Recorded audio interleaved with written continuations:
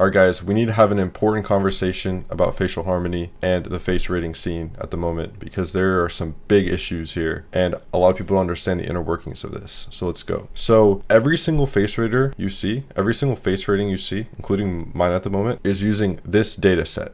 Okay, so they're using these faces as what is the ideal measurements. Okay, let's say, how do we find the ideal total face shape? We took all of these faces, we measured their total face shape, and then we average it. And then we look at the standard deviation and we create a range. So for example, out of all these faces, the average total face shape was 1.35 times taller than wide. We look at the standard deviation, we find the ideal range to be 1.33 to 1.38 taller than wide, right? So that's like the current ideal everyone's using for total face shape for men, white men. Now, in theory, this is good if you have a good data set. Like you have, 50 to 100 very attractive men. This, in theory, is very good because the mean and median is a very tight distribution, indicating that the data set is pretty accurate. However, I take issue with about half the faces that are in this data set. And let's look at this. Like, are these faces really all valid? And then I'm also going to show you my proposed data set, and you guys can leave suggestions in the comments. We can kind of take a look at like what faces should be in the ideal, because I'm going to redo this. So at first, this is kind of sorted from best to worst. We see some faces that are very attractive. I would 100% put in my data set: Matt Bomer, Tom Cruise,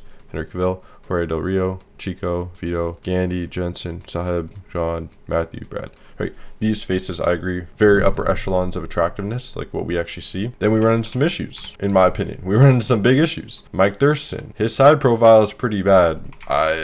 In comparison to what we want to see, like obviously. Harry Styles. No, I just don't think like this famous guy who is in a boy band is actually the aesthetic blueprint. I don't think his face is near the aesthetic blueprint. Theo James, he's more arguable, but I mean, again, his 41% ESR is being put into what is considered the ideal ESR, right? He has an outlier flaw, not ideal. Johnny Depp, arguable. I wouldn't put him in it. David Lade, I wouldn't put him in the ideal. Richard Madden, Robert Pattinson, you can argue. I don't think these guys would like fuck up the ideal, but I don't think they're perfect. Now down here, this is where we get to some real issues. This is where the harmony is actually getting fucked up. Andrew Tate. I don't care if you like appeal, PSL, whatever whatever.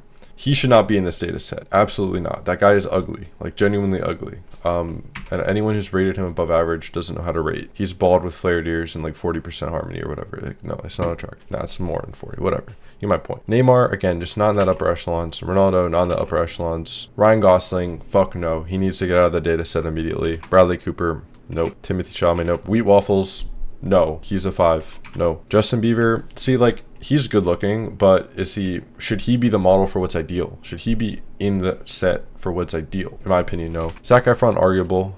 Damien Crater, we've never actually seen a picture of him that's real. Channing Tatum, no, definitely not. George Clooney, no. So this is the current data set. So every single face rating you're seeing, this is what it's based off. Now here's my proposed data set. So I took the faces I agree with and I added these faces in. And I think this data set would give us a very good look into what's actually ideal in my opinion. And I'm going to make it, see how it looks. And also, if anyone has any suggestions in the comments, or maybe you see a name here, you're like, nah, dude, I don't think that should be in the ideal data set. And then you can give your reasoning. So I kept all those faces that weren't highlighted. And these are the faces I put in. So Tom Strid, Tyler Maher, Oscar Spendrup, Alfredo Hernandez, Atesh Sala, Josh McGregor, Michael Yerger, Michael Mrazek, Elias Put, Cameron Alborzian, Chase Crawford, Eric Roberts, Mike Piszek, Hernan Drago, Richard Ramirez, Vasily Stefanov, Zayn Malik. I think these are really solid additions. I think replacing the names in yellow, like Andrew Tate and fucking Wheat Waffles and Ryan Gosling, with these is far more accurate. I think all of these faces like can kind of hit that 8 out of 10 objective mark, maybe 7.5 at the low end. And I assume this would be the best data set created. If you guys have any more suggestions, honestly,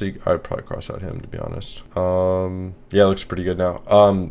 If you guys have any suggestions of like more names you want to put in the data set or things along those lines, feel free to leave your comments down below. But I think this will be very strong. I'm going to actually enter all their data into a new sheet with all these people and see how the ideal ratios are looking. I suspect the eye separation ratio will go up a bit because I think we had a lot of Cyclops in this data set. I think visually, I don't agree with like the 44% ESR being ideal. Like I think that was a mistake. I think there were a few other mistakes in this data set. Like the narrowness hardness of faces. I think like 1.38, probably not ideal for total face shape. Like I think it's pretty good. I think it's not like all my ratings have been, oh, it's completely fucked. I think it's still pretty good. I just think it's not perfect. So I won't repeat myself anymore. Thank you guys for watching. I'll see you next time.